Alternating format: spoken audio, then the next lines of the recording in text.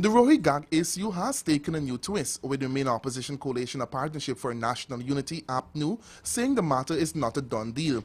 This as the joint parliamentary opposition, APNU and the AFC, voted down the Firearms Amendment Bill introduced in the House by Minister of Home Affairs Clement Rohee. The bill is aimed at strengthening local laws and conforming with international treaties and agreements in CARICOM and further afield. The division having been sought and the clerk having taken the vote, he advises me that 32 members voted against the motion for the second reading of the bill. 28 members voted for the second reading to proceed. The motion is not carried, therefore the bill will not be read a second time. Earlier, APNU's Shadow Minister of Legal Affairs Basil Williams told the National Assembly on a point of order that the coalition will not recognize Minister Rohee's right to speak as Minister of Home Affairs. Williams said while APNU respects the Speaker's ruling on the issue, the coalition maintains that the matter, which is a substantive one and remains an issue of national importance and has to be determined by the Committee of Privileges. The leader of the opposition and the leader of the AFC, both of whom brought this motion, they have a right to determine the content of the motion in this honorable House. It's for the government to vote it down, and it's for you to decide whether it fits within the procedural framework. Because we have a right to determine the content of anything we bring, the issues we bring here. You know. So, Mr. Speaker, we can't have the court determining the content of what issues parties, political parties and Parliament must bring to this honorable House. Otherwise, how could we? How could we be men? How could we be women? The Speaker said he has a right to rule on such matters from the chair and off the chair, and that he was recognizing the minister's right to speak.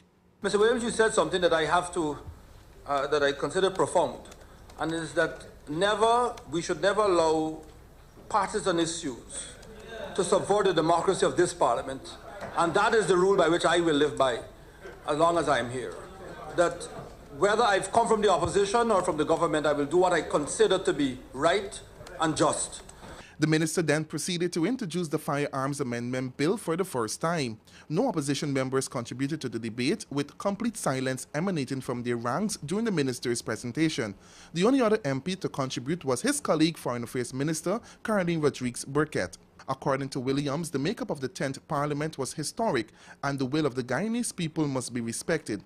He said from his interpretation of Chief Justice Ian Chang's ruling, the learned High Court judge ruled that Minister Clement Rohee has no right to speak as a Minister of Home Affairs in the House. Leroy Adolphus, Capital News.